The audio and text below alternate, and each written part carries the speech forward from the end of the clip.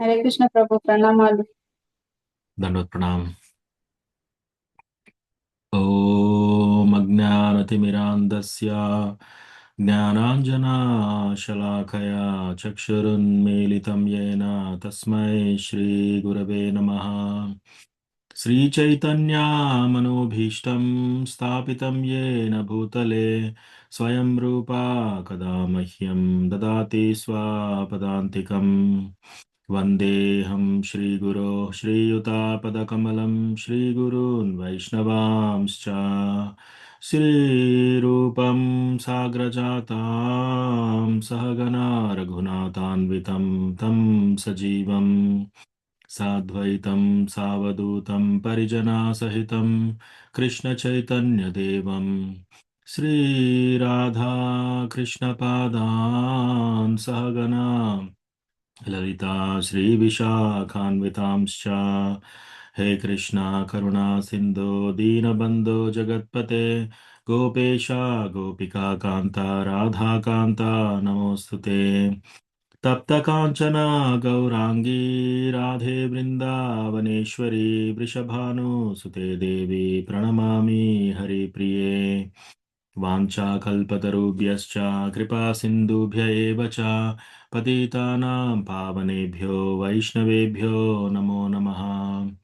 जय श्री कृष्ण चैतन्य प्रभु नित्यानंद श्री अद्वैता गदाधारा श्रीवासादि गौरभक्तवृंदा हरे कृष्णा कृष्णा कृष्णा हरे हरे हरे रामा राम राम हरे हरे।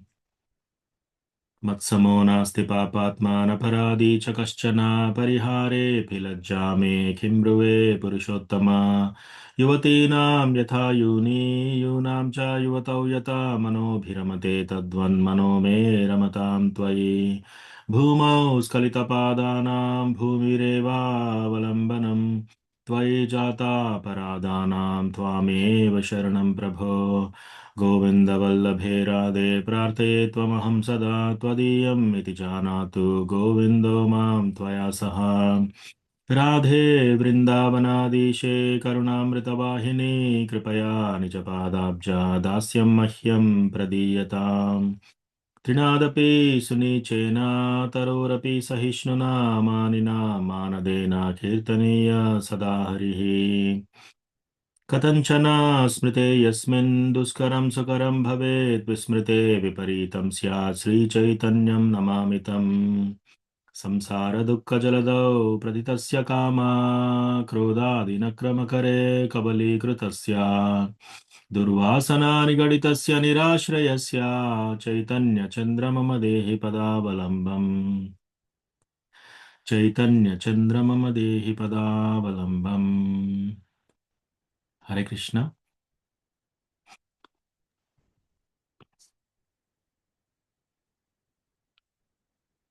భక్తులందరికీ స్వాగతం. మీరందరూ వైష్ణవులు కృష్ణ కథ వినడానికి వచ్చారు. మీ అందరి దండవత్ ప్రణామం. నాకు నా దండవత్ ప్రణామం స్వీకరించండి. సో ఈరోజు మనము క్లాస్ ప్రారంభించే ముందు ఎవరికైనా ఏమైనా ప్రశ్నలు ఉంటే డిస్కస్ చేయొచ్చు. ఏదైనా టాపిక్స్ డిస్కస్ చేయాలంటే.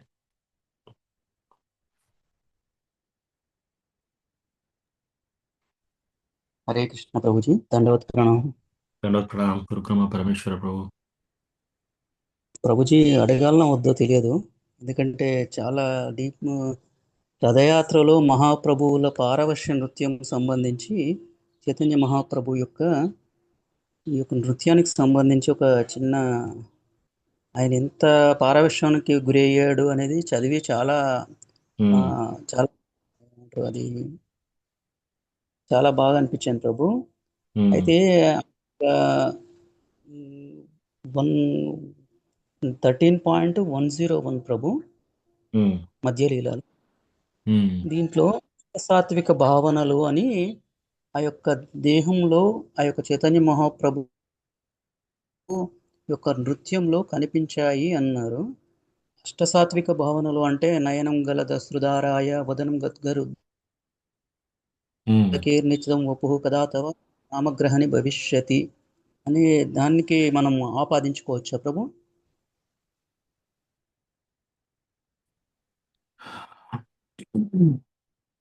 అంటే ఎస్ ప్రభుజీ. సో బేసికల్లీ అష్టసాత్విక భావ ఆమ్, మెయిన్లీ రాధారాణి యొక్క కృష్ణ భగవాన్ని చూసినప్పుడు రాధారాణికి కలిగే ఆనందం ఎలాంటిది అనేది, ఎస్పెషల్లీ చైతన్య మహాప్రభు వచ్చింది దీన్ని ఆస్వాదించడానికి కోసమే. ఒకటి హరినామ సంకీర్తన అందరికీ చెప్పడము ఇవ్వడము, అది external reason. But internal reason ఏంటంటే, నేను రసరాజ్ కృష్ణ అనుకుంటున్నాను అనమాట, నేను రసరాజ్. కానీ నా దగ్గరికి వచ్చినప్పుడు రాధారాణి నాకంటే 1000 లక్షల రెట్లు ఎక్కువగా ఆనందం అనుభవిస్తుంది. సో అది ఏంటి అనేది, సో అది అష్టసాత్విక భావ అంటే ఎక్స్టాటిక్ సిమ్టమ్స్. బేసికల్గా బాడీలో ట్రాన్స్ఫర్మేషన్స్ అనమాట. ఉదాహరణకి వెంట్రుకలు నిలబడి ఉండడము, కళ్ళల్లో నుంచి నీళ్లు రావడము, అట్లా రకరకాలుగా ఇవన్నీ ఆమ్, ప్రేమ స్థాయి ఈ దాటిన తర్వాత ఇవన్నీ వచ్చేటి అన్నమాట. సో ఇవన్నీ మనకు రూపగోస్వామి మ్, భక్తి రసామృత సింధులో ఆ, వివరించారు. ఆ chapter especially towards the end మనకి 4 సెక్షన్స్ డివిజన్స్ ఉన్నాయి. అందులో మీరు 2 సెక్షన్స్ చివరిగా చదివితే బేసికల్గా అవన్నీ డీటెయిల్డ్గా ఇచ్చారు అందులో. సో సింపుల్గా చెప్పాలంటే ఇవేంటి అంటే, శుద్ధ భక్తిలోకి వచ్చినప్పుడు భక్తుడు భగవంతుని యొక్క స్మరణ చేసినా సరే, భగవంతుని యొక్క రూపాన్ని తలుచుకున్నా సరే, వాళ్ళ లోపట ఉండే ఆ ఎక్స్టాటిక్ సిమ్టమ్స్ అంటే వాళ్ళ లోపట ఆనందం, ఆనందమైన సిమ్టమ్స్ ఎలా ఉంటాయి అనేది చెప్తున్నారు అనమాట. సో అది ఇక్కడ చెప్పారు ప్రభుజీ. థ్యాంక్ యూ ప్రభు. హరే కృష్ణ. హరే కృష్ణ. ఇంకేమైనా ప్రశ్నలు, టాపిక్స్ ఉన్నాయా?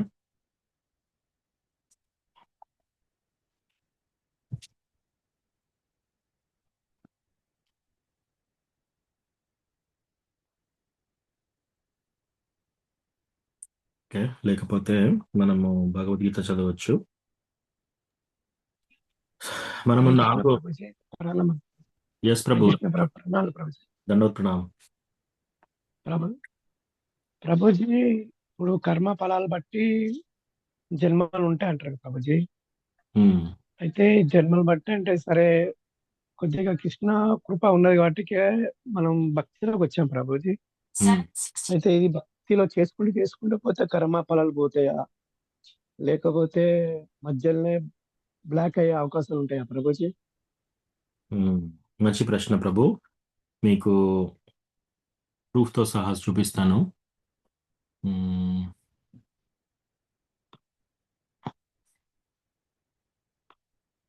బ్రహ్మ సంహితలో కర్మాని నిర్దహతి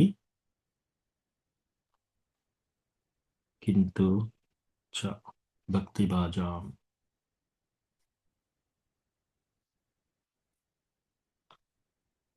హరే కృష్ణ. జ్యోతి రూప కమల మాతాజీ, దండోత్ ప్రణామం. హరే కృష్ణ ప్రభు చైతన్య ప్రణామం ప్రభు. సో ఇక్కడ మనకి బ్రహ్మ సంహితలో 5వ చాప్టర్ 54వ శ్లోకంలో యస్త్వింద్రగోపమతవేంద్ర మహోస్వకర్మ బంధానురూప ఫలభాజనమాతనోతి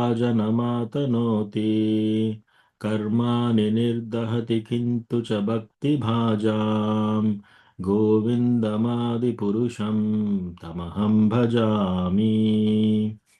సో ఇక్కడ యస్త్వేంద్ర గోపం అథవేంద్ర మహోస్వకర్మ, ఉమ్, ఈ యొక్క గోవిందుడికి, భగవంతుడి అయిన ఈ గోవిందుడికి నేను నా యొక్క నమస్సుమాంజలు అర్పిస్తున్నాను. who burns up their roots of all fruitive activities of those who have imbued with devotion and impartially ordains for each the due enjoyment of fruits of one's activities of all those who walk in the path of work in accordance with the chain of their previously performed works, no less in the case of a tiny insect that bears the name of Indragopa than in that of Indra, king of the Devas. So ఈ శ్లోకంలో ఏం చెప్తున్నారంటే, మన యొక్క కర్మాను బట్టి మనము ఏదైతే పూర్వజన్మల్లో ఇంతకు ముందు చేసిన పుణ్య పాప ఈ ఫలాల ప్రకారము కొందరికి ఇంద్ర పదవి వస్తుంది, కొందరికి ఇంద్రగోప అనే పురుగు పదవి వస్తుంది. సో ఇంద్రగోప అనేది చీమ కంటే చిన్నగా ఉంటుంది. ఓకే, సో ఆ ఇంద్రగోప పురుగు నుంచి మొదలు పెడితే మిగతా అన్నిటికీ ఈవెన్ ఇంద్రుడి వరకు కూడా వాళ్ళ వాళ్ళ కర్మలను బట్టి వాళ్ళు ఇంతకు ముందు చేసుకున్న పుణ్యాన్ని బట్టి ప్రతి ఒక్కరికి ఆయా విధంగా వాళ్ళకి జన్మ అనేది లభిస్తుంది.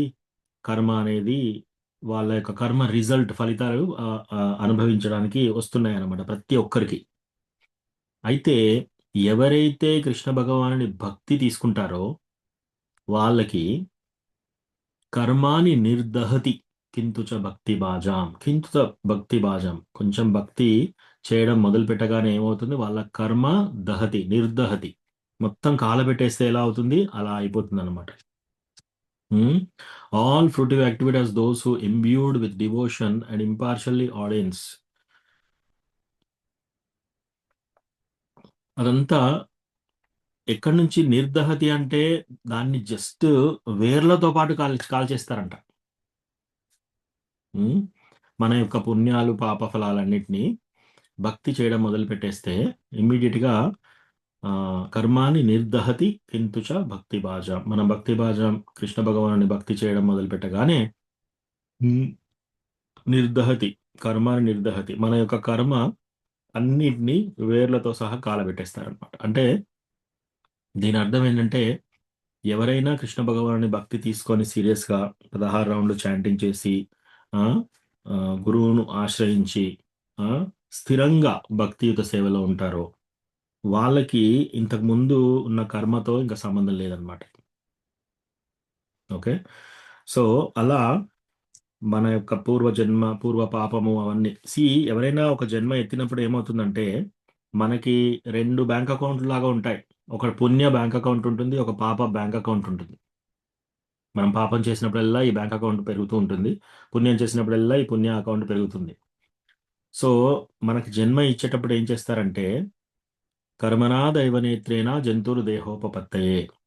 కర్మనా దైవనేత్రేణ, మన కర్మను బట్టి దైవనేత్రేణ దైవాలు, దైవ స్వరూపులు వాళ్ళు, దేవతలు వాళ్ళు నిర్ణయిస్తారనమాట. ఈ వ్యక్తికి ఏ బాడీ ఇవ్వాలి, ఈ వ్యక్తికి ఎంత ధనం ఇవ్వాలి, ఈ వ్యక్తికి ఎంత తెలివితేటలు ఇవ్వాలి, ఈ వ్యక్తికి ఎంత ఆరోగ్యం ఇవ్వాలి, ఇవన్నీ డిసైడ్ చేసేసి పంపిస్తారనమాట. సో అప్పుడు ఈ యొక్క కర్మ దాంట్లో నుంచి కొంత తీసిస్తారనమాట. కొంత పుణ్యం తీస్తారు, కొంత పాపం తీసి ఇచ్చేస్తారు. దాన్ని బట్టి ఆ పాపం ఎంత చేసామో అవి అనుభవిస్తాము, ఈ పుణ్యం ఎంత చేసామో అది కూడా అనుభవిస్తాం. కానీ ఎప్పుడైతే మనం భక్తి చేయడం మొదలు పెడుతుందో ఈ 2 బ్యాంక్ అకౌంట్లు అయిపోతాయి అన్నమాట. సో మనం చేసిన ప్రతి పాపము కర్మ అన్ని నిర్దహతి కింతుచ భక్తి బాజాం. సో ఎవరైనా వచ్చి భక్తిలో స్థిరంగా ఉండి భక్తియుత సేవ అంటే ఓకే నేను భక్తిలోకి వచ్చాను, నా కష్టాలన్నీ తీరాలి, నాకు అంత సుఖాలు రావాలి, ఇప్పుడు మా ఫ్యామిలీ మెంబర్స్ అందరు బాగుండాలి, ఇది నిజమైన భక్తి కాదు. భక్తి ఏంటిది? అన్యాభిలాషిత శూన్యం జ్ఞానకర్మాద్యనావృతం ఆనుకూల్యైన కృష్ణాను శీలనం భక్తిరుత్తమ. అటువంటి కోరికలు లేకుండా అనునిత్యం మనకు నచ్చినా నచ్చకపోయినా సరే, మనకు చేయాలనిపించినా అనిపించకపోయినా సరే, ఎవరైతే భక్తియుత సేవ కంటిన్యూస్గా చేస్తూనే ఉన్నారో వాళ్ళది భక్తి, ప్రాపర్ భక్తి. అలా ఎవరైతే శుద్ధంగా భక్తి తీసుకొని సిన్సియర్గా చేస్తున్నారో వాళ్ళ యొక్క కర్మ కంప్లీట్ నిర్దహతి, కంప్లీట్గా వెళ్ళిపోతుంది అనమాట.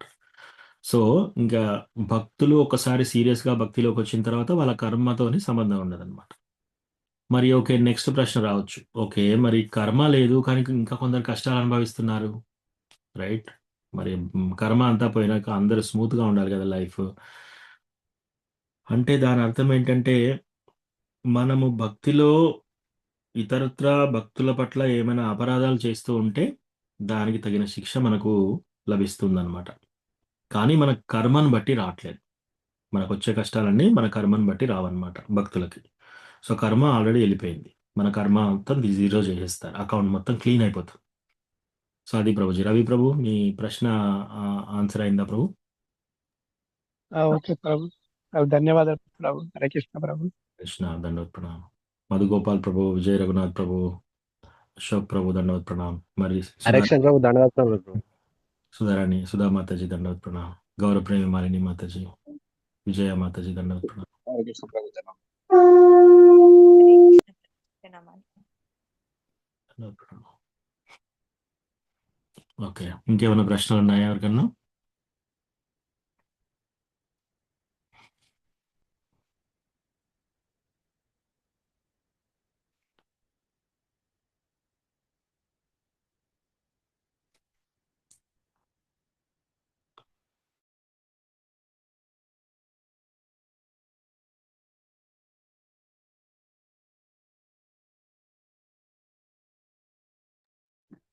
ఓకే, అట్లయితే భగవద్గీత చదువుదాం. మనం 4వ అధ్యాయంలో ఉన్నాము, 4:29.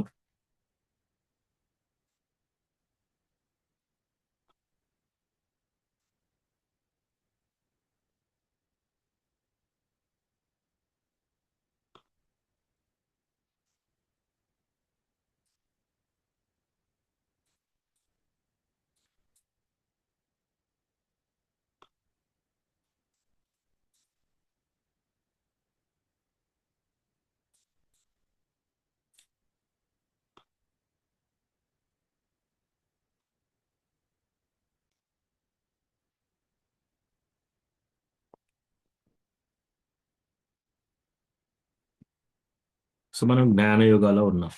4వ చాప్టర్ అంతా దివ్య జ్ఞానము. సో ఈ చాప్టర్లో మనం ఫస్ట్ ఏం చూసాము? ఫస్ట్ 4 శ్లోకాల్లో ఈ యొక్క పరంపర, ఈ జ్ఞానం యొక్క పరంపర ఎలా వస్తుంది అది ఇచ్చారు. ఎట్లా కృష్ణ సూర్య భగవానుడికి చెప్పాడు, సూర్య భగవానుడు మనువుకు చెప్పాడు, మనువు ఇక్ష్వాకుకు చెప్పాడు. ఆ విధంగా ఇక్ష్వాకు తర్వాత బ్రేక్ అయిపోయింది, ఈ యొక్క నాలెడ్జ్ బ్రేక్ అయిపోయింది. మళ్ళీ కృష్ణ ఇప్పుడు ఏం చేస్తున్నాడు? అర్జునుడికి ఈ భగవద్గీత బోధిస్తున్నాడు అనమాట. సో భగవద్గీత ఎల్లప్పుడూ ఉంది, నిత్యం ఉంది. ఎందుకు? సూర్య భగవానునికే కృష్ణ చెప్పాడనమాట. సో సూర్యుడు ఎప్పటి నుంచి ఉన్నాడు? ఈ ప్రపంచము స్టార్ట్ అయినప్పటి నుంచి ఉన్నాడు కాబట్టి ఇది ఎప్పటి నుంచో ఉంది. ఎట్లయితే ఇది బ్రేక్ అయిందో అప్పుడు ఈ డిసైప్లిక్ సక్సెషన్, గురు శిష్య పరంపర నుంచి వస్తూ బ్రేక్ అయింది కాబట్టి మళ్ళీ కృష్ణ అర్జునుడికి బోధిస్తున్నాడు అనమాట.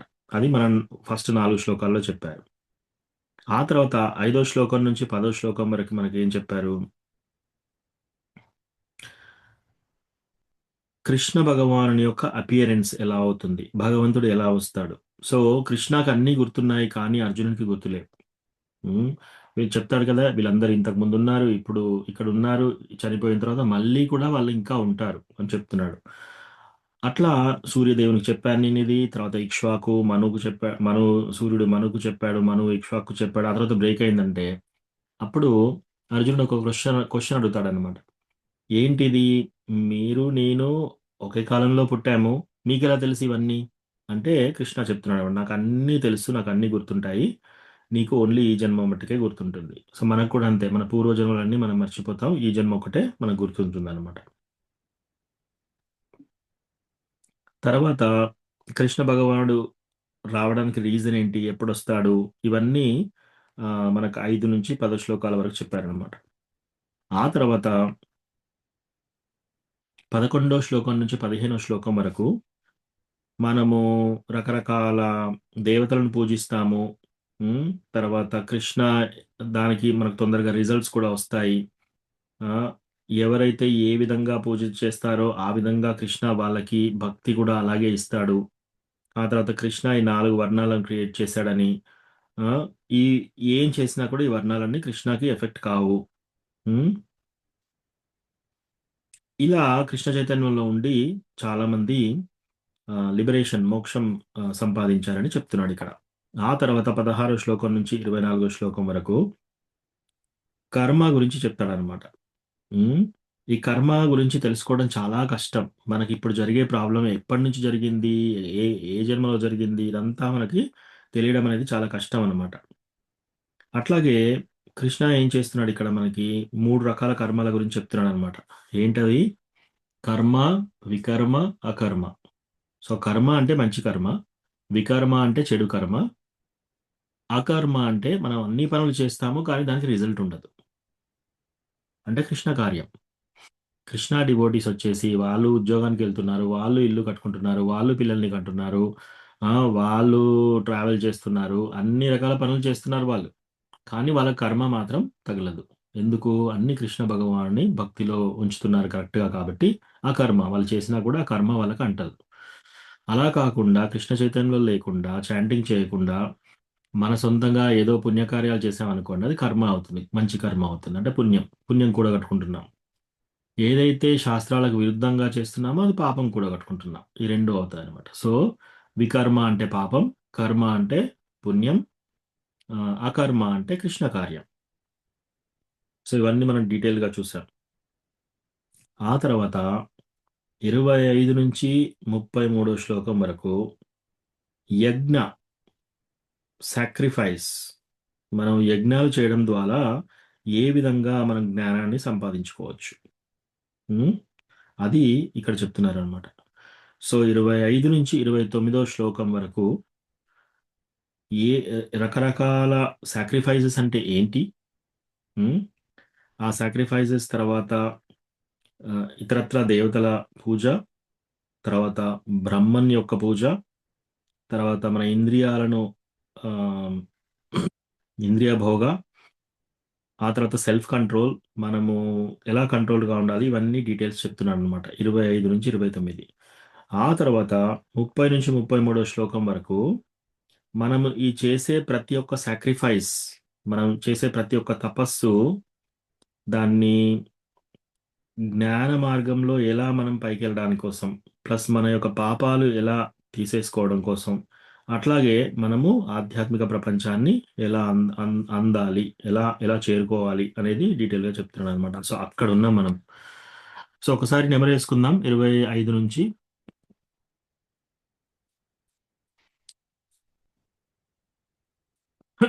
యాక్చువల్లీ 24 నుంచి చూద్దాం. 24. బ్రహ్మార్పణం బ్రహ్మహవిర్బ్రహ్మాగ్నౌ బ్రహ్మణాహుతం బ్రహ్మైవ తేన గంతవ్యం బ్రహ్మకర్మ సమాధినా. ఎవరైతే కృష్ణ చైతన్యంలో సంపూర్ణంగా ఉంటారో వాళ్ళు ఆధ్యాత్మిక ప్రపంచం, కృష్ణ భగవానుని లోకాన్ని చేరుకోగలుగుతారు. ఎందుకని? వాళ్ళన్నీ ఆధ్యాత్మిక చేష్టలే చేశారు. అందుచేత వాళ్ళ అన్నీ కూడా బ్రహ్మన్ గురించి అన్ని కృష్ణ చైతన్యంలో చేస్తున్నారు కాబట్టి వాళ్ళు కృష్ణ భగవాన్ని చేరుకుంటారని చెప్తున్నారు. దైవం ఏవాపరే యజ్ఞం యోగిన పర్యుపాసతే బ్రహ్మాజ్ఞావపరే యజ్ఞం యజ్ఞేనో వైప జుహ్వతి. 25.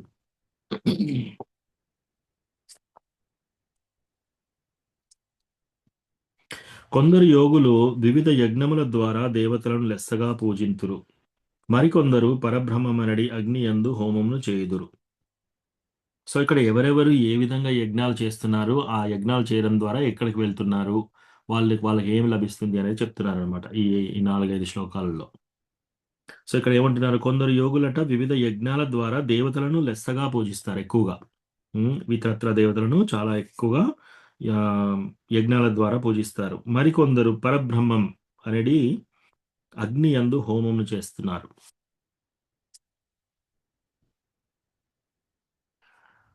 శ్రోత్రాదీనింద్రియాణ్యన్యే సంయమాగ్నిషు జుహ్వతి శబ్దాదీన్ విషయానన్యా ఇంద్రియాగ్నిషు జుహ్వతి. అలాగే కొందరు నిష్ట కలిగిన బ్రహ్మచారులు శ్రవణాది కార్యములను మరియు ఇంద్రియములను మనోనిగ్రహమనడి అగ్ని యందు హోమము చేయగా, మరికొందరు నియమితులైన గృహస్థులు ఇంద్రియార్థములను ఇంద్రియముల నెడ అగ్ని యందు అర్పింతురు. సో, ఇక్కడ కొందరు చాలా నైష్టిక బ్రహ్మచారీస్, చాలా నిష్టగా ఉన్న బ్రహ్మచారీస్ ఏం చేస్తున్నారట? శ్రవణాది కార్యములు అంటే వాళ్ళు వేదాలు వింటున్నారు, క్లాసెస్ వింటున్నారు. అట్లా వినడం ద్వారా వాళ్ళ యొక్క ఇంద్రియాలను మనోనిగ్రహం అనేది అగ్ని యందు హోమం చేస్తున్నారు. అంటే ఇంద్రియాలను వాళ్ళు నిగ్రహించుకోవడం కూడా ఒక యజ్ఞం. బ్రహ్మచారీస్ వాళ్ళ యొక్క ఇంద్రియాలను నిగ్రహించుకోవడం కూడా ఒక యజ్ఞమే. అలాగే గృహస్థులు, మనందరం గృహస్థులము. ఈ గృహస్థులు ఏం చేస్తున్నారట? ఇంద్రియార్థములను ఇంద్రియములనడి అగ్ని యందు అర్పిస్తున్నారు. ఓకే. సో ఇంద్రియార్థములు అంటే ఉదాహరణకు మనం ఏం తీసుకోవచ్చు? సపోజ్ డివోటీస్ కూడా పిల్లల్ని కంటున్నారు. కానీ వాళ్ళు ఏం ప్రయత్నం చేస్తున్నారు? వాళ్ళ పిల్లల్ని కూడా కృష్ణ చైతన్యంలో పెంచడానికి కోసం ట్రై చేస్తున్నారు. అదే ఆ విధంగా వాళ్ళ యొక్క ఇంద్రియార్థాలను ఇంద్రియములు అనేది అగ్ని యందు అర్పిస్తున్నారు. హ్మ్. సో సపోజ్ కళ్ళు ఏం చేస్తున్నారు? డివోటీస్ కళ్ళను దేనికి వాడుకుంటున్నారు? భగవంతుడి యొక్క విగ్రహాలను చూడడానికి వాడుతున్నారు. వాళ్ళ చెవులను దేనికి వాడుతున్నారు? పోయి అవి ఇవి చాడీలు వినడానికి వాడుతున్నారా? లేదు. వాళ్ళు టెంపుల్‌కి వచ్చేసి భగవద్గీత వినడం గాని, శ్రీమద్ భాగవతం వినడం గాని, ఇది కూడా ఒక రకమైన యజ్ఞానే. హ్మ్. వాళ్ళ యొక్క వాక్కు, వాళ్ళు మాట్లాడేది ఏం చేస్తున్నారు? కృష్ణ గురించి మాట్లాడడానికి ప్రయత్నిస్తున్నారు. వాళ్ళ యొక్క నాలుకను ఏం చేస్తున్నారు? కృష్ణ యొక్క ప్రసాదాన్ని సేవించడానికి వాడుతున్నారనమాట. సో, ఇట్లా ఇవన్నీ చేయడం కూడా ఒక రకమైన యజ్ఞం. సో, ఎవరైతే బ్రహ్మచారీస్ వాళ్ళేం చేస్తున్నారు? ఇంద్రియాలను నిగ్రహించుకొని, మనోనిగ్రహం ద్వారా వాళ్ళు అటువంటి యజ్ఞ వాళ్ళు చేస్తే, డివోటీస్ ఏం చేస్తున్నారు? గృహస్థాసు ఇంద్రియార్థాలను ఆ! ఇంద్రియాలు అనేది అగ్ని యందు అర్పిస్తున్నారనమాట. భాష్యము శిల ప్రభుపాదుల వారిచే. బ్రహ్మచారి, గృహస్థుడు, వానప్రస్థుడు, సన్యాసి అను 4 ఆశ్రములు వారందరును ఉత్తమ యోగుల ద్వారా ఆధ్యాత్మికులు కావలసి ఉన్నది.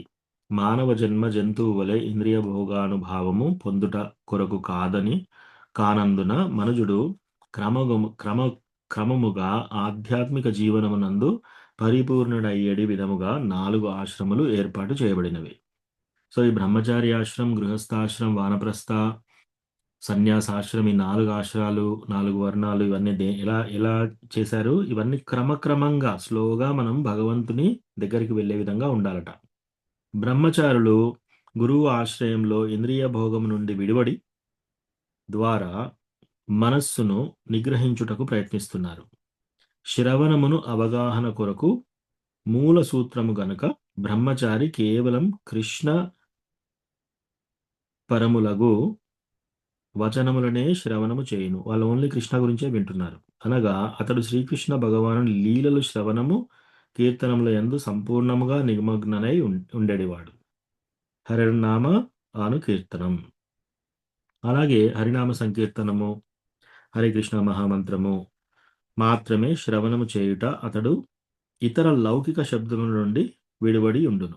వేరే లౌకిక శబ్దాలు వింటలేదు అనమాట. టీవీ సీరియల్స్, వాళ్ళు వీళ్ళు చెప్పే చాడీలు అవన్నీ వినట్లేదు. ఓన్లీ కృష్ణ భగవాను టాపిక్స్ వింటున్నారు. అదేవిధంగా ఇంద్రియ భోగమునందు అనుమతి కలిగిన గృహస్థులకి ఇంద్రియ భోగం యొక్క అనుమతి ఇచ్చారు. వీళ్ళు ఏం చేస్తున్నారు? వాళ్ళు కూడా అట్టి అనుమతిని అతి నియమముతో నిర్వహించరు. చాలా నియమ నిబంధనలతో నిర్వహిస్తున్నారు అనమాట.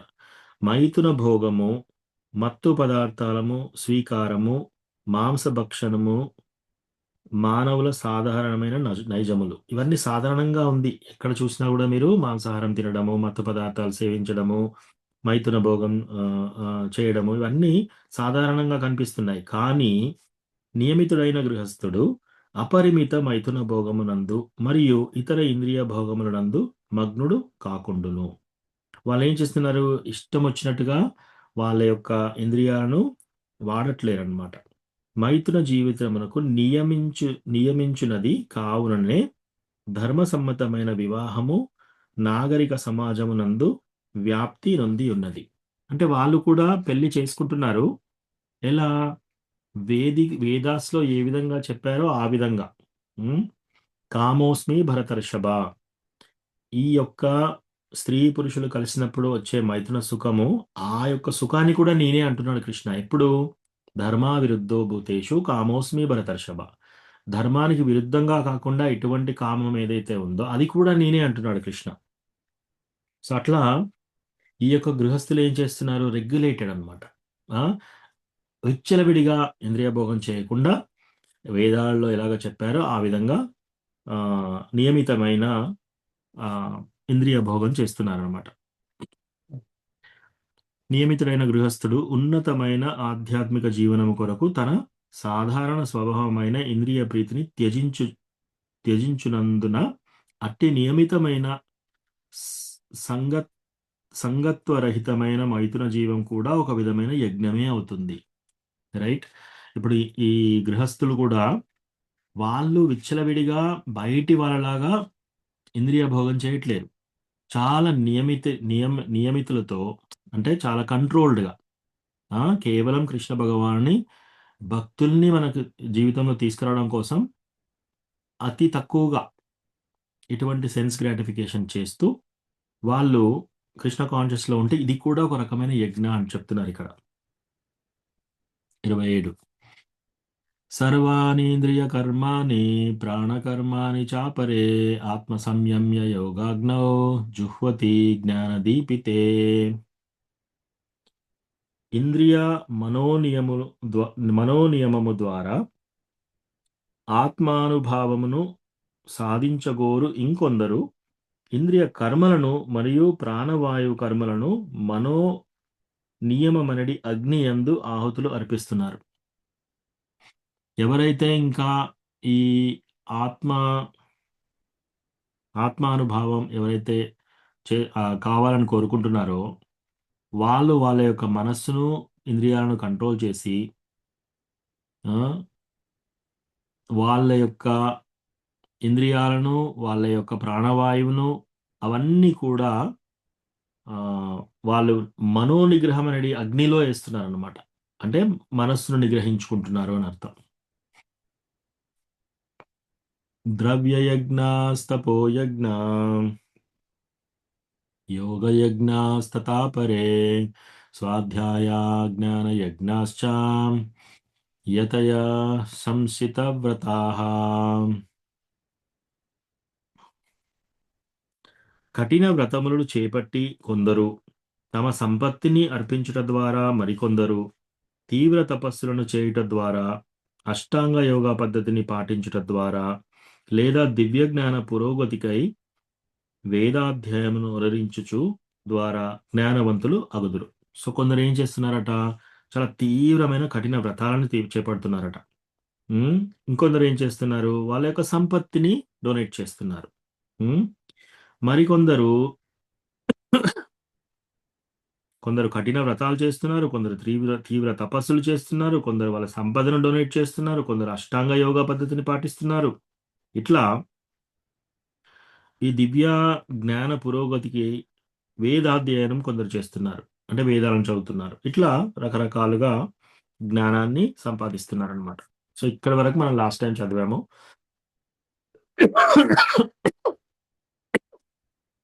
29వ శ్లోకం ఇప్పుడు చూద్దాం.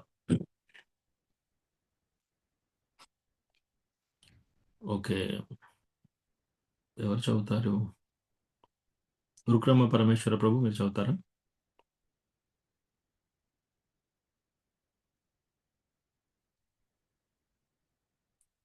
ఓకే,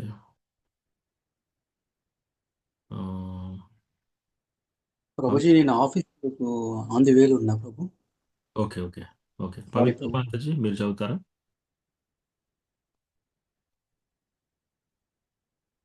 పవిత్ర మాతాజీ. ఓకే, గౌరవప్రేమి మాలిని మాతాజీ.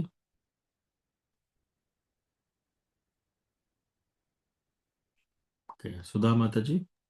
కృష్ణ ప్రభుజీ. Okay okay so Gauravapremi Malini మాతాజీ మీరు చదవండి.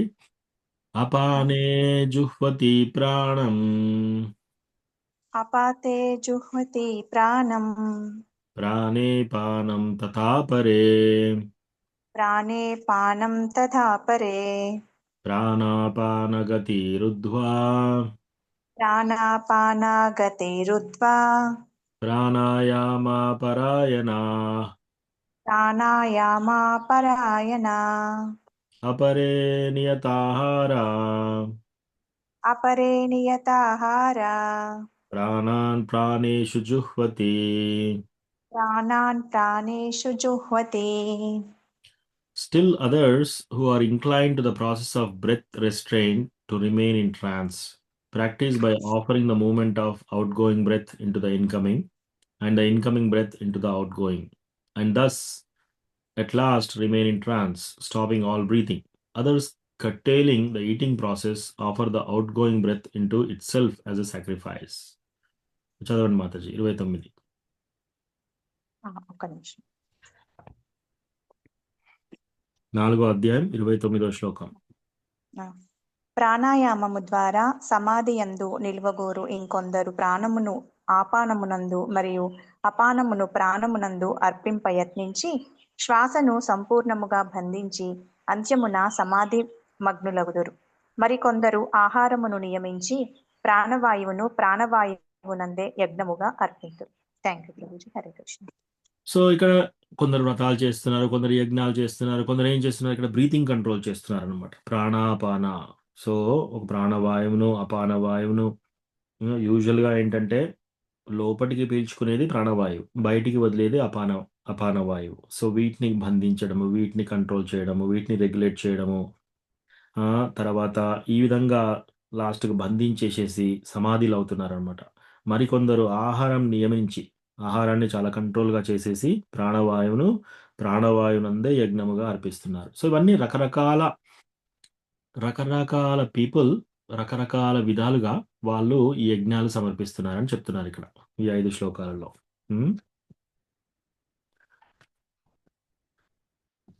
దేనికోసం ఇదంతా? జ్ఞానం కోసం. వీళ్ళందరూ ఇవన్నీ ఎందుకు చేస్తున్నారు? జ్ఞానాన్ని సంపాదించుకోవడం కోసం. సో అక్కడి వరకు మనం చూసాం. 30వ శ్లోకం. ఓకే, జ్యోతిరూప కమల మాతాజీ మీరు చదువుతారా?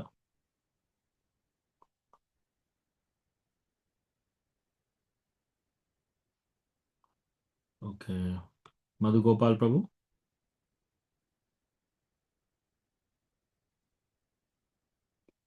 విజయ మాతాజీ.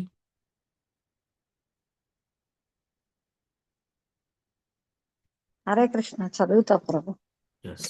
30వ శ్లోకం. సర్వేప్యేతే యజ్ఞవిదో సర్వేప్యేతే యజ్ఞవిదు యజ్ఞక్షపిత కల్మషా యజ్ఞక్షపిత కల్మషాః యజ్ఞశిష్టామృతభుజో యజ్ఞశిష్టామృతభుజో యాంతి బ్రహ్మా సనాతనం. యాంతి బ్రహ్మాసన సనాతనం.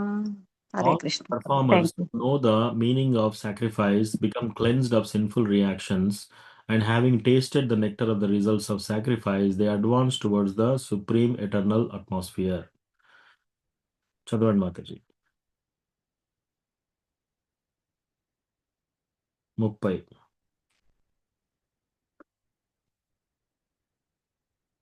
తెలుగులో తాత్పర్యం చదువుతారా మాతాజీ?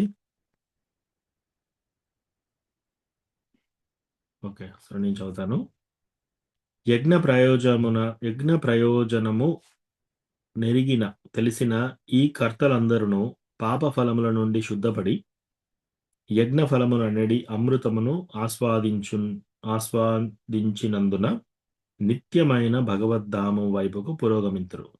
సో వీళ్ళందరూ ఇటువంటి కష్టంగా, కొందరు ఏం చేస్తున్నారు, కొందరు వాళ్ళ యొక్క డబ్బును దానంగా ఇస్తున్నారు, కొందరు వాళ్ళ యొక్క ఇంద్రియాలను నిగ్రహించుకుంటున్నారు, కొందరు వాళ్ళ మనో నిగ్రహం చేసుకుంటున్నారు, అట్లా కొందరు తపస్సులు చేస్తున్నారు, కొందరు కఠినమైన వ్రతాలు చేస్తున్నారు, ఇట్లా కొందరు వాళ్ళ యొక్క శ్వాస కంట్రోల్ చేసుకుంటున్నారు. ఇలా రకరకాలుగా యజ్ఞ ప్రయోజనం ఇవన్నీ యజ్ఞం యొక్క ప్రయోజనం తెలిసిన వీళ్ళందరూ కూడా పాప ఫలాల నుండి శుద్ధపడి, ఎవరైతే ఇలా చేస్తున్నారో వాళ్ళ పాపాల నుంచి శుద్ధపడి యజ్ఞ ఫలము అనేది అమృతమును ఆస్వాదించినందున నిత్యమైన భగవద్ధామం వైపు పురోగతిస్తున్నారనమాట. సో వాళ్ళు స్లోగా అందరూ భగవద్ధామానికి వెళ్తున్నారు. ఇది జ్ఞానయోగ మార్గం. సో మన డివోటీస్ చేసేది భక్తి యోగ.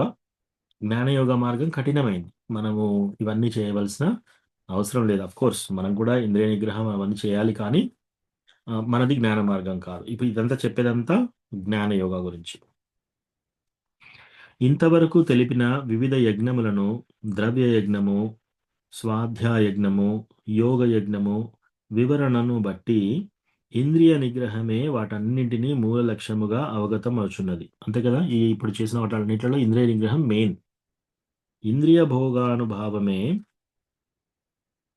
భవబంధమునకు మూల కారణమై ఉన్నందున భోగానుభవముకు పరిమితమైన స్థితి యందు నిలువనిదే ఎవ్వరూ నిత్యమున మరియు జ్ఞానానందపూర్ణము అగు నిత్య స్థితికి ఉద్ధరింపబడే అవకాశం లేదు.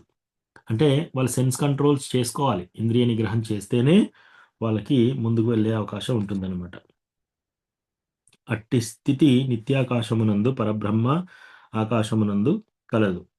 ఇంతవరకు తెలుపబడిన యజ్ఞములన్నీయు భౌతిక జీవనము పాపఫలముల నుండి శుద్ధపడుటకు మనుజుడికి తోడ్పడును. ఇట్టి పురోగతి ద్వారా అతడు జీవితమునందు ఆనందమయుడు మరియు వైభవోపేతుడగుటయే కాక అంత్యమున నిరాకార బ్రహ్మమునందు లీనమగు అగుట ద్వారా కాని లేదా దేవాది దేవుడైన శ్రీకృష్ణుని సహచర్యమును పొందుట ద్వారా కానీ నిత్యమైన భగవద్ధామను ప్రవేశింపగలడు. ఐదరు వీళ్ళు ఏం చేస్తున్నారు, నిరాకార బాధీస్ ఏం చేస్తున్నారు, బ్రహ్మజ్యోతిలో కలిసిపోవాలని చెప్పేసి, కొందరేంటి భగవంతుని యొక్క సహచర్యలు కావాలని చెప్పేసి, అట్లా వాళ్ళు భగవద్ధామాన్ని ప్రవేశించే అవకాశం ఉంది అని చెప్తున్నాడు ఇక్కడ. ఓకే, నెక్స్ట్ అశోక్ ప్రభు, మీరు చదువుతారా? ప్రభుజీ నాకు రాదు ప్రభుజీ చదవడం. Okay okay Hare Krishna. Okay, Hare Krishna. Vijaya Raghunath ప్రభు, మీరు చదువుతారా? టెంపుల్ లో ఉన్న ప్రభు. ఓకే, నేను ఒకసారి గీతా బేస్ లో కొడతాను, అది వస్తే చదువుతా ప్రభు. టెంపుల్ లో ఉన్నా నేను. ఒక్క నిమిషం. 31 కదా ప్రభు? 31. ఒక్క నిమిషం. ఓకే, ఒక్క నిమిషం కొడతాను, అది వస్తే చదువుతా ప్రభు. గీతా బేస్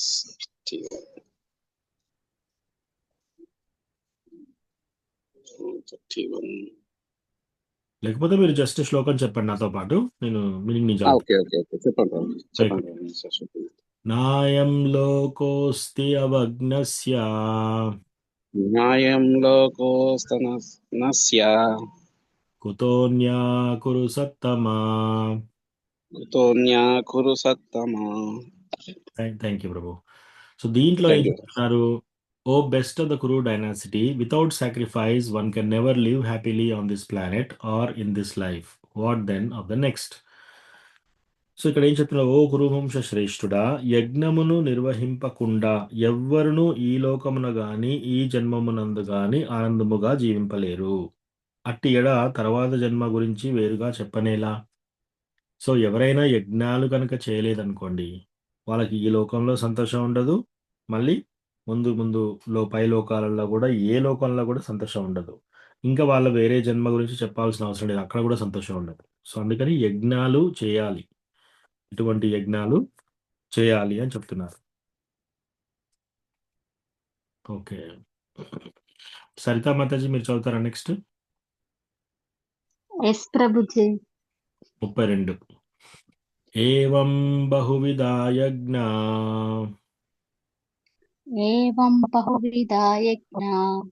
వితతా బ్రహ్మణో ముఖే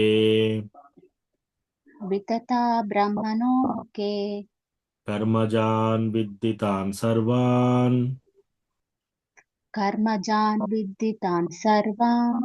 ఏవం జ్ఞాత్వా విమోక్షసే.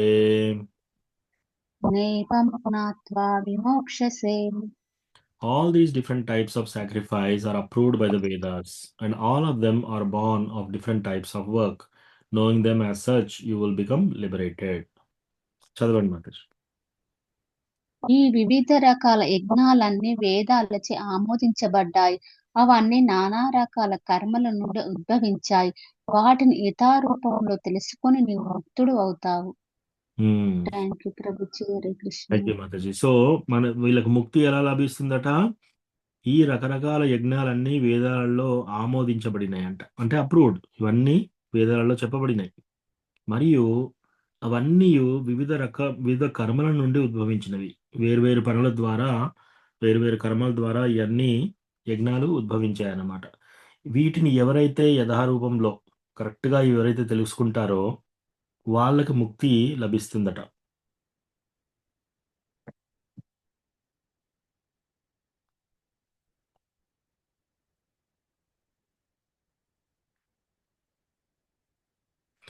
సో ఇక్కడ ఇక నెక్స్ట్ 10 శ్లోకాలు 10 కాదు 8 నెక్స్ట్ 8 శ్లోకాలు ఉంటాయి ఈ చాప్టర్లో. దీంట్లో మనకి జ్ఞానయోగ ఎలా సంపాదించుకోవాలి అవన్నీ డీటెయిల్స్ చెప్తున్నారు అనమాట. సో అవి చూద్దాం. ఇది చాలా ఇంపార్టెంట్ ఈ శ్లోకం. ఎవరైనా మెమరైజ్ చేసుకోవాలంటే చేసుకోవచ్చు. 4వ అధ్యాయం 34వ శ్లోకం. ఎవరు చదువుతారు ఇప్పుడు? సుధా మాతాజీ మీరు చదవగలరా?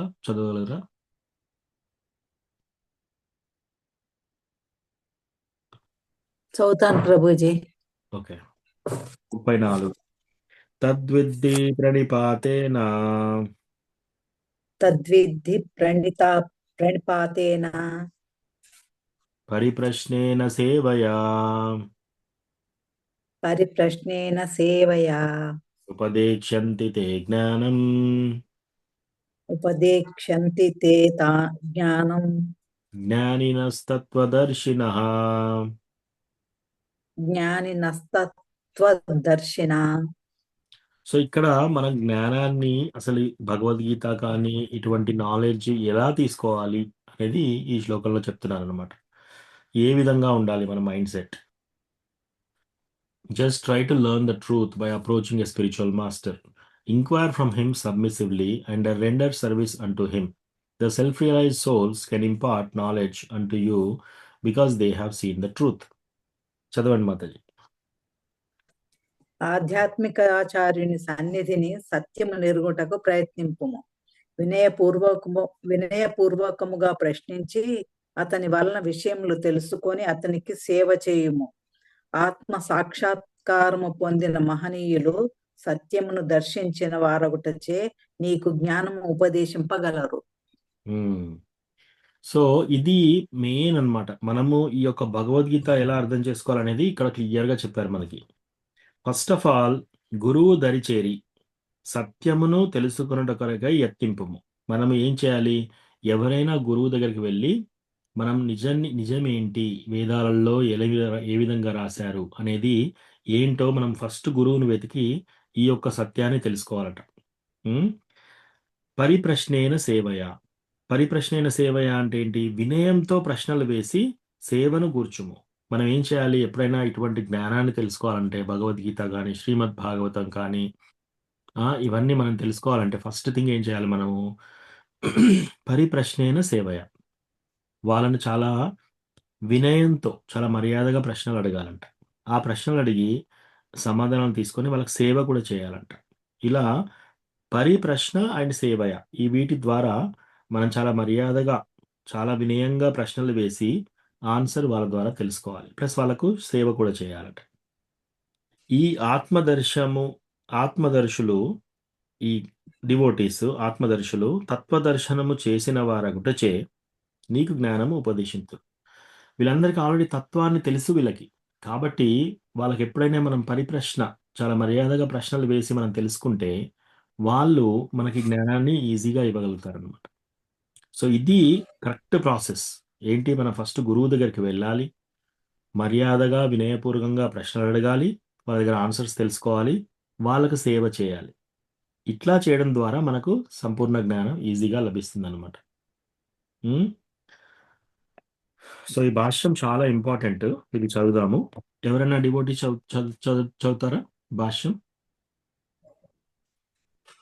సుధామాతాజీ మీరు చదవగలుగుతారా? హరే కృష్ణ చదువుతాను ప్రభు. ప్రభుజీ. సుధామాతాజీ చెప్పండి. చదువుతాను ప్రభుజీ. ఓకే, మీరు సగం చదవండి, ఆ తర్వాత విజయమాతకి సగం ఇద్దాం. చదవండి. అలాగే. ఆధ్యాత్మిక అనుసంధాన మార్గము నిశ్చయముగా మిక్కిలి కష్టమైనది. అందుచే తన నుండి ఏ శిష్య పరంపరగా వచ్చిన ఆధ్యాత్మికాచార్యుని సమీపింపుమని భగవంతుడు ఉపదేశించుచున్నాడు. గురు శిష్య పరంపరా సిద్ధాంతము అనుసరింపకుండా ఎవ్వరును ఆధ్యాత్మికాచార్యులు కాజాలరు. భగవంతుడు ఒక నిమిషం. సో ఇక్కడ ఏమంటున్నాడు? మనము ఈ గురు పరంపరలో ఆధ్యాత్మిక గురువు దరి చేరమని శ్రీకృష్ణ భగవానుడు మనకు చెప్తున్నాడు. అంటే ఈ గురు శిక్ష పరంపర ఉన్న చోటుకు వెళ్ళండి. ఎవరైతే ఈ గురు శిష్య పరంపరలో బ్రేక్ కాకుండా ఉంటారో వాళ్ళ ద్వారా మనకి ఇది క్లియర్గా అర్థమవుతుందని చెప్తున్నాడు. మూడవ పాయింట్ ఏం చెప్తున్నాడు? ఆత్మానుభవ మార్గము నిస్సందేహంగా కఠినమైంది. చాలా కష్టము. మనకి సెల్ఫ్ రియలైజేషన్, ఈ ఆత్మతత్వ జ్ఞానాన్ని తెలుసుకోవడం చాలా కష్టం. సో దీనికి ఈజీ ప్రాసెస్ కృష్ణ ఏం చెప్తున్నాడు? మనం వెళ్ళి పరంపర బ్రేక్ కాకుండా ఎక్కడైతే ఉందో గురుశ్రీ శిష్య పరంపర వాళ్ళని అడిగి వాళ్ళకి సేవ చేసి తెలుసుకోవాలంటున్నాడు. అది అన్నిటికంటే ఇంపార్టెంట్. ఎస్ మాతాజీ, కంటిన్యూ చేయండి. భగవంతుడు పరమ ఆధ్యాత్మికాచార్యుడు. గురు శిష్య పరంపరలో వచ్చిన వ్యక్తి భగవంతుని సందేశమును తన శిష్యునికున్న దానిని ఉన్నట్లుగా అందివ్వగలడు. అజ్ఞానులైన యాజ్ ఇట్ ఈస్, అది చాలా ఇంపార్టెంట్. ఎవరైనా ఈ గురు శిష్య పరంపరలో వచ్చిన వాళ్ళు ఏం చేయాలి? భగవద్గీత చదువుకున్నా సరే ఉన్నది ఉన్నట్టుగా చెప్పాలి అందరికీ. ఏదో మన మనస్సులో తోచింది కదా అని చెప్పకూడదు. చాలా మంది ఏం చెప్తున్నారు? ఒక సేయింగ్ ఉందన్నమాట, మానవ సేవయే మాధవ సేవ. విన్నారా మీరు అందరూ ఎవరన్నా? చాలాసార్లు ఈ యొక్క మాట చెప్తూ ఉంటారు. మనుషులకు హెల్ప్ చేయండి, దేవుడికి హెల్ప్ చేసినట్టే అంటారు. భగవద్గీతలో రాసిందా? గురు పరంపరలో ఎవరైనా చెప్పారా ఆ విధంగా? లేదు. ఇదంతా ఏంటంటే స్పెక్యులేషన్, ఊహాగానాలు అనమాట. సో ఈ ఊహాగానాల ద్వారా మనకి ఏది ఉపయోగం ఉండదు అనమాట. నలుగురు పెద్ద మనుషులు కూర్చుంటారు, ఓల్డ్ ఏజ్ పీపుల్. వాళ్ళు ఏం చేస్తున్నారు? భగవంతుడు ఇలా, భగవంతుడు అలా అని ఏదో మాట్లాడుతుంటారు. సో వాళ్ళ మైండ్లో ఏది చిక్కితే అది మాట్లాడుతున్నారు. దాని ద్వారా మనకి ఏ విధమైన ఉపయోగం ఉండదు. ఈ ఆత్మతత్వ జ్ఞానాన్ని ఎవరు తెలుసుకుంటారో వాళ్ళ దగ్గరికి వెళ్ళి మనం వాళ్ళకి సేవ చేసి చాలా వినమ్రతగా, మర్యాదగా వాళ్ళని ప్రశ్నలు అడిగి తద్వారా మనము ఆ తత్వజ్ఞానాన్ని తెలుసుకోవాలన్నమాట. ఈ పరంపర కరెక్ట్గా ఉన్న వాళ్ళ దగ్గర. లేకపోతే ఇది మనకు అర్థం కాదు. చదవండి మాతాజీ. అజ్ఞానులైన వంచకులు చేయనట్లు తమ సంకల్పనల ద్వారా ఎవ్వరును ఆధ్యాత్మిక సాక్షాత్కారంను పొందజాలరు. వాళ్ళ యొక్క సంకల్పం ద్వారా, వాళ్ళ యొక్క కఠినమైన, వాళ్ళు సొంతంగా నేను నేర్చుకుంటాను, నేను సొంతంగా తెలుసుకుంటాను, నేను కూర్చొని మెడిటేషన్ చేసి కొన్ని రోజులు మెడిటేషన్లో కూర్చొని నేను చాలా తెలివి కలవాడిని అయిపోతాను, నాకు వెలుగు వచ్చేస్తుంది, నాకు అంతా నాలెడ్జ్ వస్తుంది, ఇదంతా మూర్ఖత్వం. ఇటువంటిది మనం పట్టించుకోకూడదు అనమాట. భాగవతమున ధర్మ మార్గము భగవంతునిచే ప్రత్యక్షముగా వివరింపబడినది. శ్రీమద్భాగవతము ఇట్లు చెప్పుచున్నది: ధర్మం తు సాక్షాత్ భగవత్ ప్రణీతం. మానసిక కల్పనము కాని శుష్కవాదము కాని ఎవరిని సరైన మార్గమునకు నడపజాలవు. ఇప్పుడు ఇంతకుముందు చెప్పిన ఎగ్జాంపుల్ మానసిక కల్పన అంటే ఏం చేస్తారు? దేవుడిని తెలుసుకోవాలా, కూర్చొని మెడిటేషన్ చేయండి అని కొందరు చెప్తారు. అది ఎక్కడ చెప్పారు? లేదా మీరు చాలా రోజులు ధ్యానంలో కూర్చుంటే మీకు వెలుగు వచ్చేస్తుంది, మీకు అర్థమైపోతుంది అన్నీ. అట్లా కాదు. తద్వారా ఏమీ మనకు రిజల్ట్ ఉండదన్నమాట. సో ఇట్లా ఊహాగానాలు, మానసిక కల్పన అంటారు దీన్ని. ఇదంతా స్పెక్యులేషన్. సో దీని ద్వారా ఎవరికి ఏ నాలెడ్జ్ రాదనమాట. ఇంకేం చెప్తున్నారు? శ్రీమద్ భాగవతం 6:3-19 ఏం చెప్తున్నారు? ధర్మంతు సాక్షాత్ భగవత్ ప్రణీతం. ఈ యొక్క ధర్మం అంటే ఏంటి?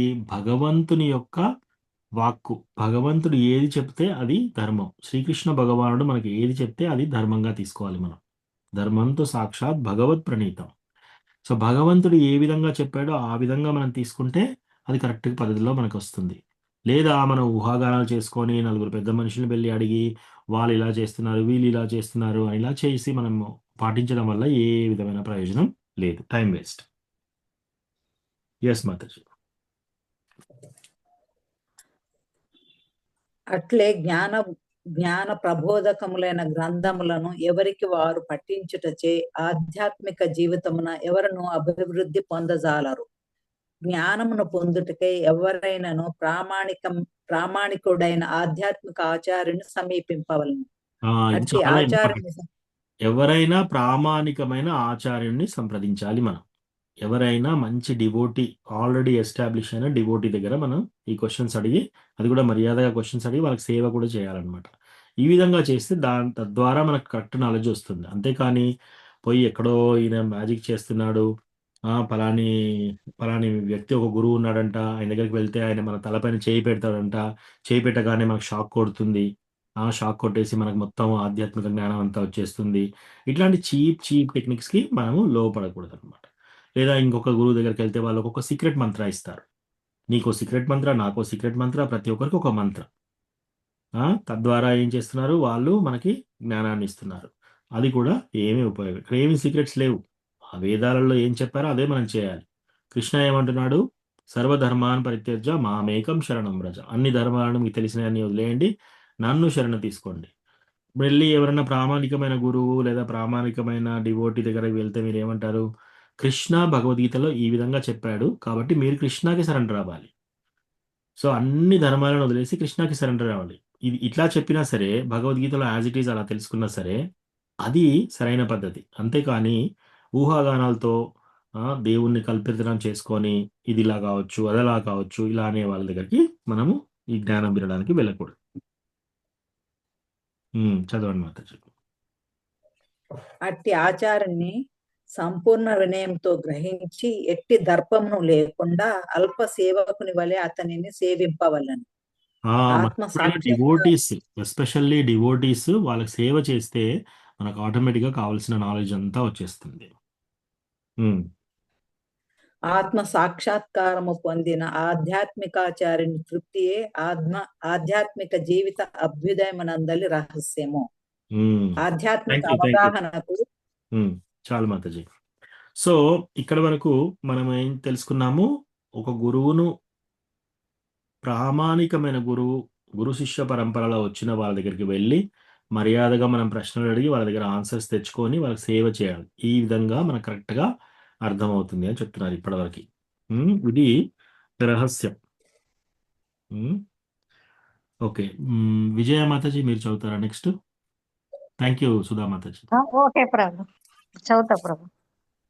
ప్రశ్నలు మరియు శరణాగతి అనునవి ఆధ్యాత్మిక అవగాహనకు చక్కని సమ్మేళనం కాగలవు.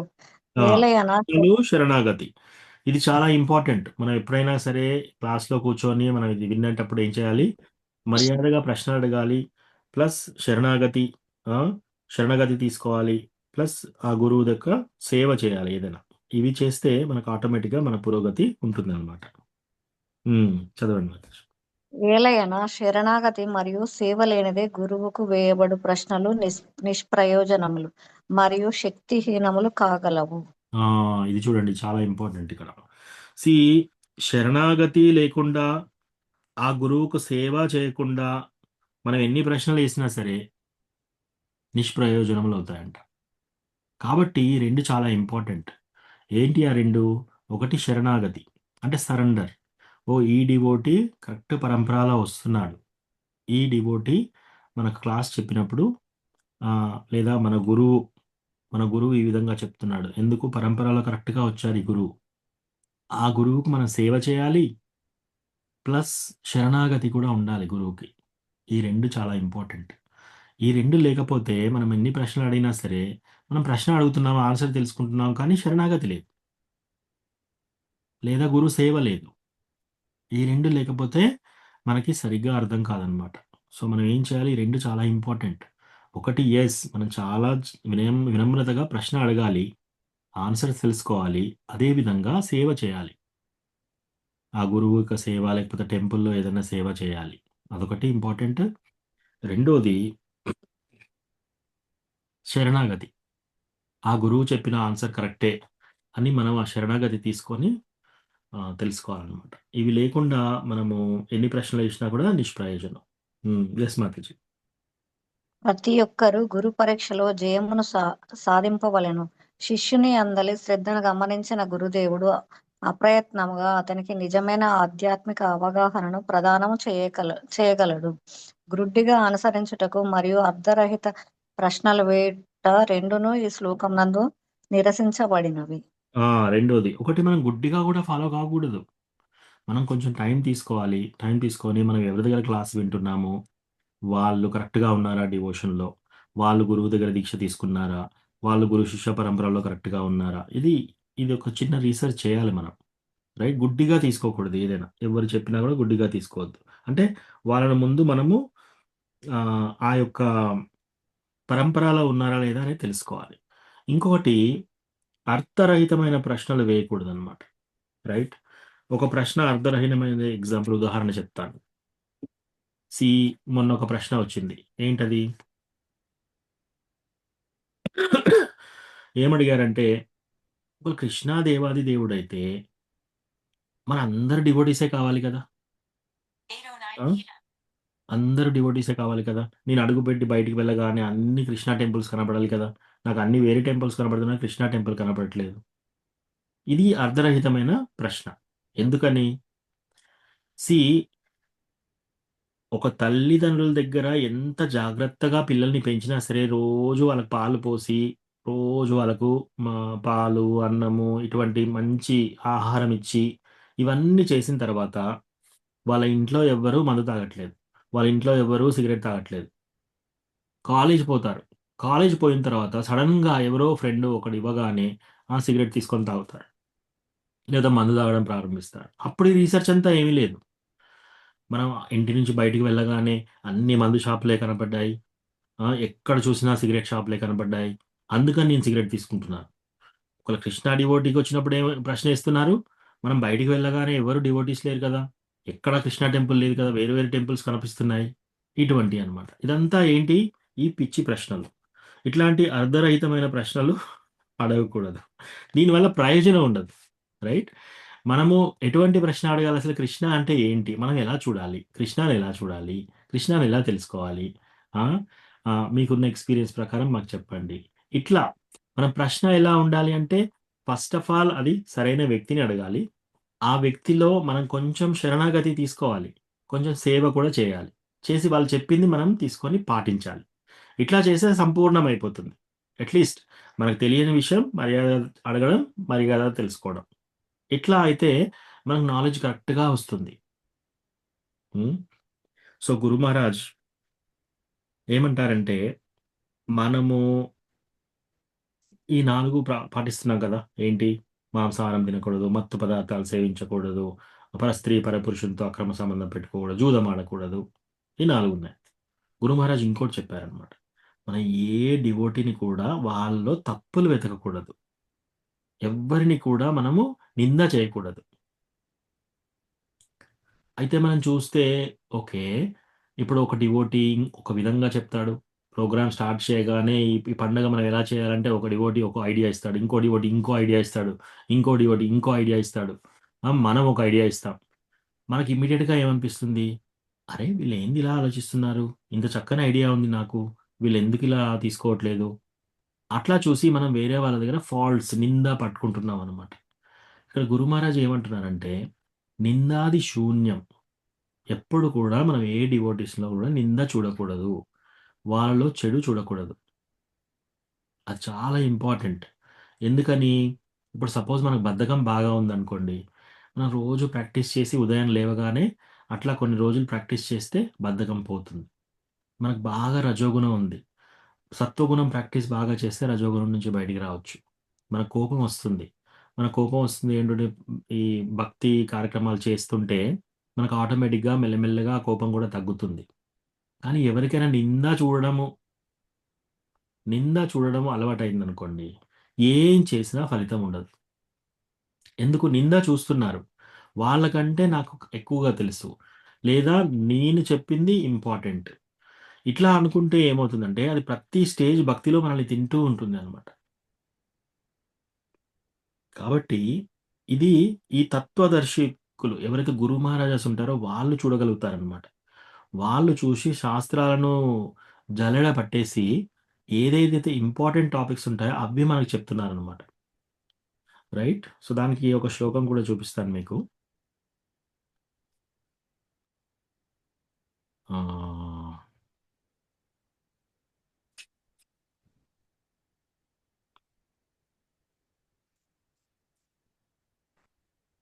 ఉపదేశామృత 5వ శ్లోకం.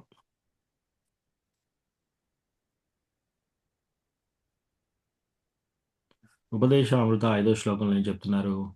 కృష్ణేతి యస్య గిరితం మనసా ద్రియేత దీక్షాస్తి చేత్ ప్రణతిభిశ్చ భజంతమీశం శుశ్రూషయా భజన విఘ్నమనన్యమన్యా నిందాతిశూన్యహృదమీప్సిత సంగలబ్ధ్యా. నిందాతి శూన్య. సో ఇక్కడ ఏమంటున్నాడు? కృష్ణేతి యస్య గిరితం మనసాద్రియేత. ఎవరైతే కృష్ణ భగవాన్ని చాంటింగ్ చేయడం మొదలు పెడతారో వాళ్ళని చూడగానే మనం ఏం చేయాలి?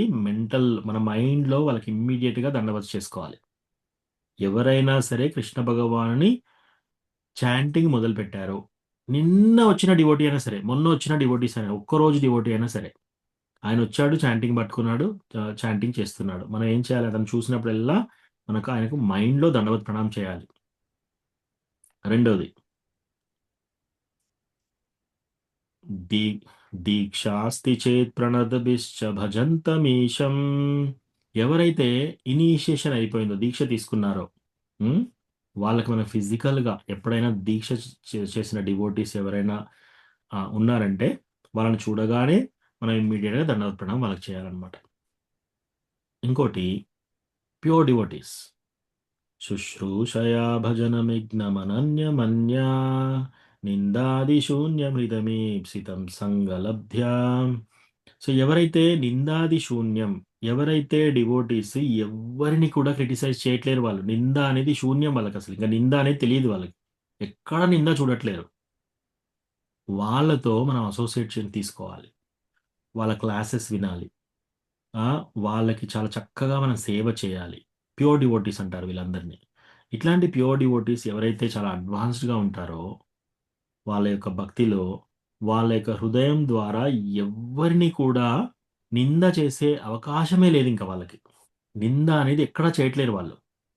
అట్లా ఎవరైనా మనకు కనపడితే ప్యూర్ డివోటీస్, వాళ్ళ యొక్క అసోసియేషన్ తీసుకోవాలి, వాళ్ళకి చాలా జాగ్రత్తగా మనం సర్వీస్ చేయాలి. అట్లా చేస్తే మన భక్తి పెరుగుతుందన్నమాట. సో ఇంకోటి, మీరు శుద్ధ భక్తులు ఎవరు అనేది ఎలా కనిపెట్టాలి? ఇప్పుడు గ్రూప్లో, టెంపుల్లో 100 మంది ఉన్నారు. 100 మందిలో మీకు ఎలా కనబడతారు ప్యూర్ డివోటీస్? ప్యూర్ డివోటీస్ వచ్చి నేను ప్యూర్ డివోటీ అని చెప్పారు ఎవరు. ఇన్ఫ్యాక్ట్ ఏమైనా అడిగితే నాకంటే అదముడు ఎవరు లేరు అని చెప్పేసి వాళ్ళకి ఇంకా చెడుగా చెప్పుకుంటారు వాళ్ళ గురించి. సో మీరు దండవత్ చేస్తే వాళ్ళు దండవత్ చేస్తారు. మనకి ప్యూర్ డివోటీ అని ఎలా తెలవాలి? ఎప్పుడు ఏ వేళలో కూడా వాళ్ళు ఎవరిని నింద చేయరు. అది చాలా ఇంపార్టెంట్. అదొక్కటి మనం గమనించామనుకోండి, డివోటీస్ అందరిలో ఎవరు ఎప్పుడు ఎవరిని నింద చేయకుండా ఉంటున్నారు, వాళ్ళు గొప్ప భక్తులు. వాళ్ళకి మనం ఏం చేయాలి? వాళ్ళ అసోసియేషన్ తీసుకోవాలి, వాళ్ళకి సేవ చేయాలన్నమాట. సో దీంట్లో 3 చెప్పారు. ఒకటి ఏంటి? ఎవరైనా చాంటింగ్ చేస్తున్నారంటే మన మైండ్లో వాళ్ళకి దండవత్ చేయాలన్నమాట. వాళ్ళు కనపడేలా మన దండవత్ మైండ్లో చేయాలి. ఎవరైనా దీక్ష తీసుకున్న డివోటీస్ ఉన్నారనుకోండి, ఫిజికల్గా దండవత్ చేయాలి వాళ్ళకి. అందుకే మనం టెంపుల్లోకి రాగానే ఫస్ట్ ఏం చేయాలి? మన మైండ్లో దండవత్ చేసుకుంటూ రావాలి. ఎప్పుడైతే మనం టెంపుల్ గడప దాటి వెళ్తున్నామో ఇమ్మీడియట్గా ఫస్ట్ థింగ్, వాంఛాకల్పతరుభ్యశ్చ కృపా సింధుభ్య ఏవ చ పతితానాం పావనేభ్యో వైష్ణవేభ్యో నమో నమః. అందరి డివోటీస్కి దండవత్ చేసుకోవాలి. ఎందుకు? మనకు తెలియదు ఎవరు ప్యూర్ డివోటీ, అక్కడ ఎవరు తక్కువ డివోటీ, ఎవరు ఎక్కువ డివోటీ మనకు తెలియదు. అందరికీ దండవత్ చేయాలన్నమాట. లేదా ఎప్పుడైనా మీరు ఎక్కడికన్నా వెళ్ళారు, ఇమ్మీడియట్గా ఒక డివోటీని చూశారు, అక్కడనే దండవత్ చేయాలి. అది ఎస్పెషల్లీ డివోటీస్, ఇనిషియేటెడ్ డివోటీస్ అయితే. ఇనిషియేటెడ్ డివోటీస్ కాకుండా ఎవరైనా నార్మల్గా ఉన్నారనుకోండి, ఎవరైనా నార్మల్గా చాంటింగ్ చేస్తున్నారు, వాళ్ళకి మన మైండ్లో దండవత్ పెట్టాలి. వాళ్ళకి వాళ్ళు పెట్టినా పెట్టకపోయినా మనం పెట్టాలి. అట్లా అనమాట. ప్యూర్ డివోటీస్ నింద లేకుండా, నింద శూన్యం, వాళ్ళు ఎవరిని క్రిటిసైజ్ చేయట్లేరు, వాళ్ళు శుద్ధ భక్తులు అనుకోండి, వాళ్ళకి మనం వాళ్ళ యొక్క దండవత్ చేయాలి, ప్లస్ వాళ్ళకి సేవ చేయాలి, వాళ్ళ యొక్క అసోసియేషన్ తీసుకోవాలి. ఇది చాలా ఇంపార్టెంట్. సో ఇటువంటి ఎవరు చెప్పగలుగుతారు? ఓన్లీ గురువు, ఈ తత్వాన్ని తెలిసిన వాళ్ళే చెప్పగలుగుతారనమాట. కాబట్టి ఈ శ్లోకంలో ఏం చెప్తున్నారంటే, తద్విద్ధి ప్రణిపాతేన పరిప్రేష్ణేన సేవయ ఉపదీక్షంతి తే జ్ఞానం జ్ఞానిన తత్వదర్శిభిః. ఎవరైతే ఈ యొక్క తత్వాన్ని తెలుసో, గురు శిష్య పరంపరలో ఎవరైతే వస్తున్నారో వాళ్ళకి మనం సేవ చేయాలి. చాలా మర్యాదగా, వినమ్రతగా వాళ్ళని ప్రశ్నలు అడిగి మనం నిజమైన తత్వాన్ని తెలుసుకొని అది పాటించడానికి ప్రయత్నం చేయాలి. సో ఇది ఈరోజు ఇక్కడ ఇదంతా చెప్పారనమాట. ఓకే మాతాజీ, ఇంకా మిగతా చదువుతారా? చదువుతాను ప్రభు. ఉమ్, ప్రతి ఒక్క గురువు నుండి అణకువతో శ్రవణమును చేయుటయేగాక అణకువ సేవ పరిప్రశ్నలతో జ్ఞానం యొక్క స్పష్టమైన అవగాహనను సైతం పొందవలసి ఉన్నది.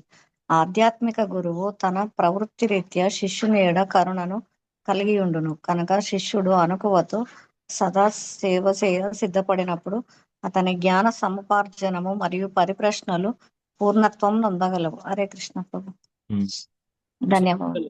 థ్యాంక్ సో యూ ప్రభు. ఏంటంటే ఇక్కడ సేవ అనేది కూడా చాలా ఇంపార్టెంట్ అన్నమాట. మనం టెంపుల్లో కూడా డివోటీస్ మనం ఏం చేయాలంటే కలిసి మెలిసి గ్రూప్స్ లాగా ఫామ్ అయిపోయి వాళ్ళదొక గ్రూపు నాదొక గ్రూపు ఇట్లా కాకుండా కలిసి మెలిసి సేవ చేయాలన్నమాట. డజంట్ మ్యాటర్ ఎవరు లీడ్ చేస్తున్నారు, మాకు పెద్ద పొజిషన్ ఇవ్వలేదు, వాళ్ళు పెద్ద పొజిషన్ తీసుకున్నారు, ఇవన్నీ మనకు అవసరం లేదు. మనకు కావాల్సింది ఏంటి? శుద్ధ భక్తి. మనకు కావాల్సింది ఏంటి? కృష్ణ. సో మనం వెళ్ళేసి కోఆపరేట్ చేయాలి, వేరే డివోటీస్తో చక్కగా ఉండాలి.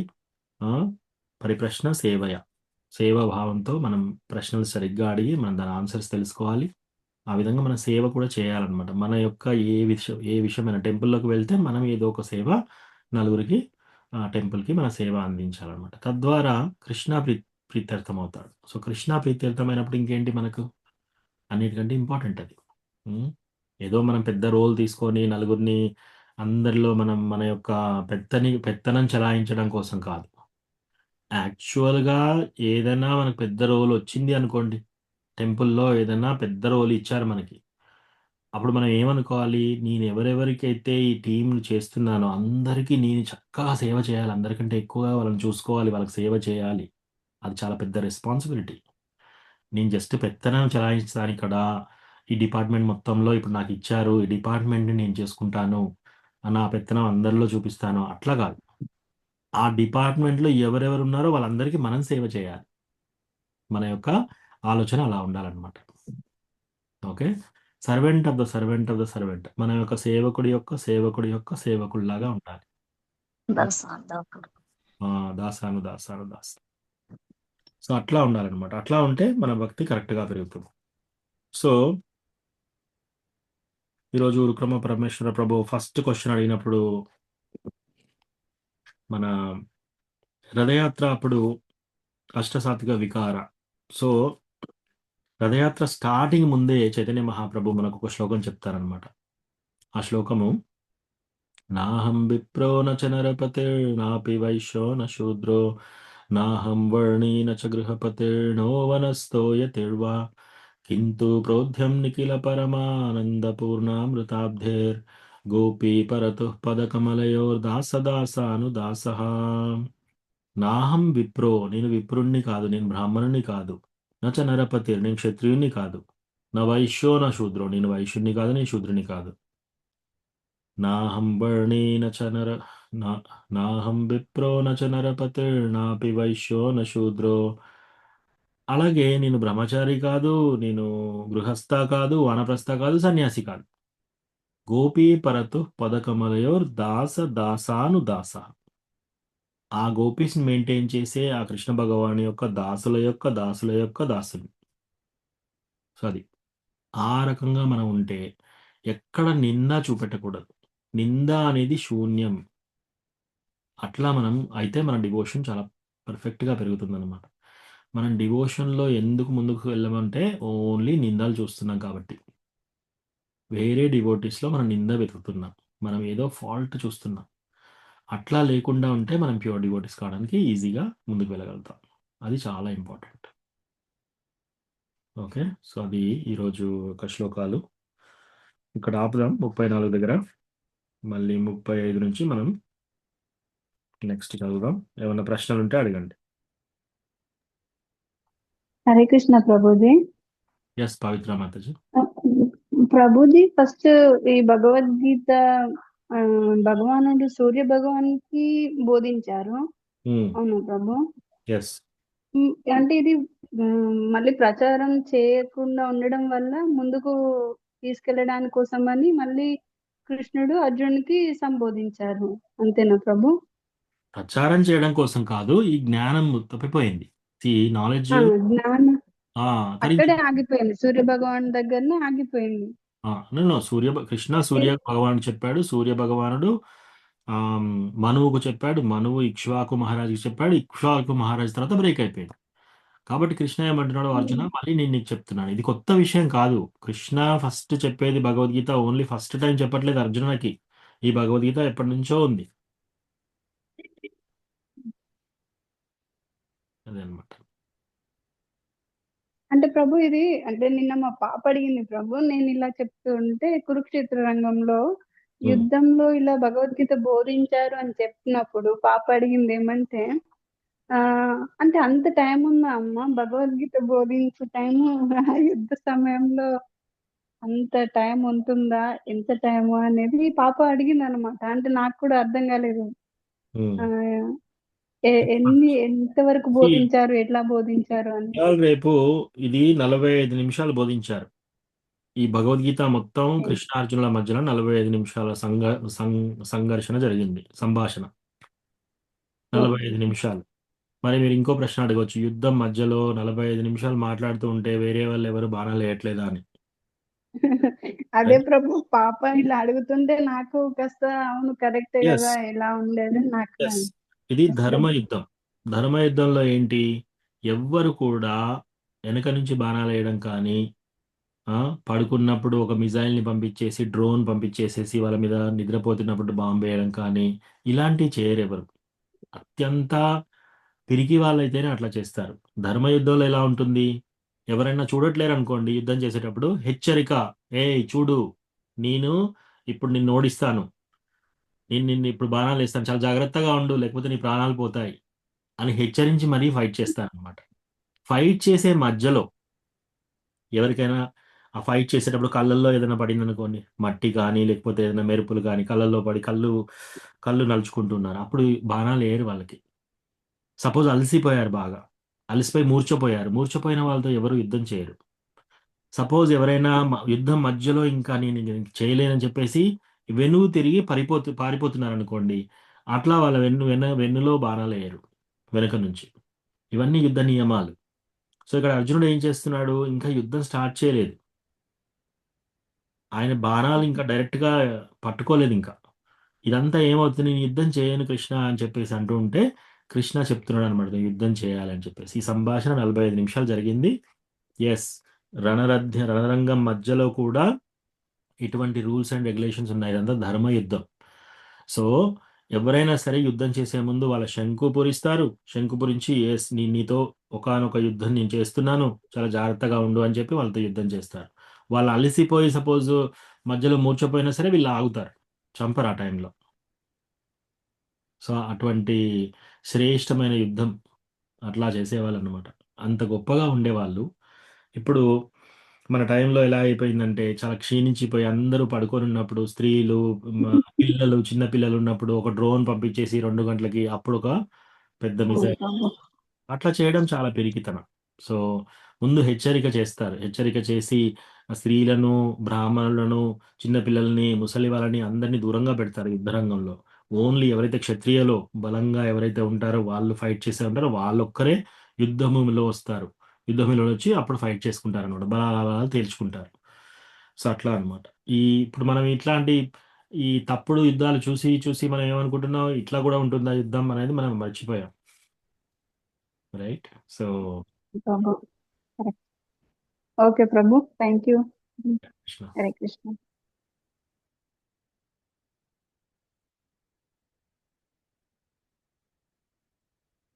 ఓకే, ఇంకేమైనా ప్రశ్న ఉందా ఎవరికన్నా? మహేష్ పాలక ప్రభు దండవత్ ప్రణాం.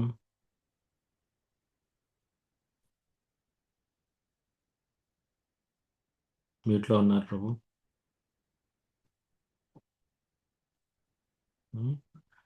ఇంకెవరికి ఇంకా ప్రశ్న ఏమి లేకపోతే ఇక్కడ ఆపుదాము. వాంఛాకల్పతరుభ్యస్య కృపా సింధుభ్యైవ చ పతితానాం పావనేభ్యో వైష్ణవేభ్యో నమో నమః. వృందకి జయ. ప్రభుకి జయ. హరే కృష్ణ ప్రభు, ధన్యవాదాలు. దండవత్ ప్రణాం. హరే కృష్ణ ప్రభు. ధన్యవాదాలు. దండవత్ ప్రణాం.